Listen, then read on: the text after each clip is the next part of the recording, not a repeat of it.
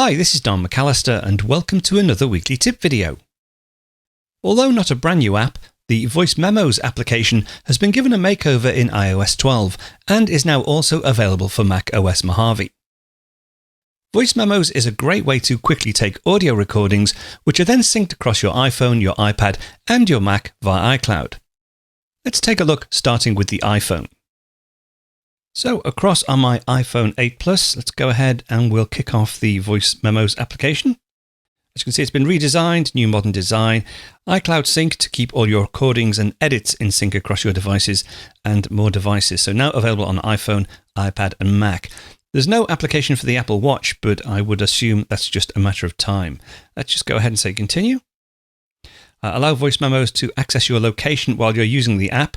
If you do accept this option, when you create your recordings, it uses your location to name the voice memo files. I'm going to say don't allow. I'm going to record mine manually. Now, because this is the first time that I've been using the Voice Memos app, I have no recordings. If you use it on the Mac first and then you start it on your iPad or your iPhone, you'll see that there will be a list of recordings synced across straight away. But let's go ahead and just record a very simple track. Hi, this is Don McAllister. I'm recording on my iPhone. This is the first recording that I've made with the new Voice Memo app. With some playback controls, I can press play.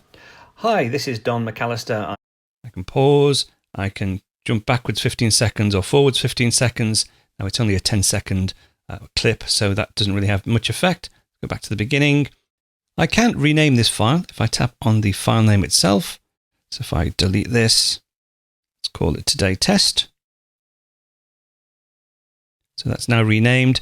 I can delete the file if I want to directly from here. I can tap on the trash can, or if I tap on these three dots, I've got the option to share, to duplicate, or to edit the recording. If I go into share first, so I can use AirDrop to send it to other devices locally. I can send it via a message, via mail, and down at the bottom, copy, shortcuts, save to files, and more. We'll cancel that for now.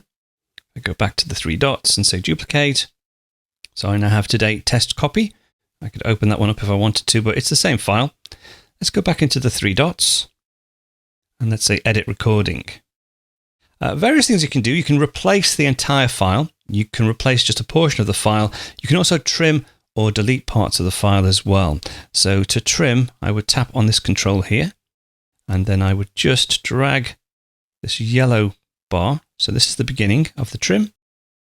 That's just a quick preview of one of this week's Apple-related tutorials from ScreenCastsOnline. ScreenCastsOnline is your premium source of Apple-related video tutorials. All of our members get access to brand new, up-to-date tutorials each week, as well as unlimited access to our entire video archive full of Mac and iOS-related tutorials. You can stream and download all of our videos on your Mac, iPad and iPhone, and even your Apple TV using the members-only ScreenCastsOnline Apple TV app. Membership also includes a complimentary subscription to the digital ScreenCastsOnline monthly magazine, published each month and packed with videos, articles, reviews, as well as hints and tips covering all aspects of the Mac, iPad, iPhone, and all of the other fantastic Apple products.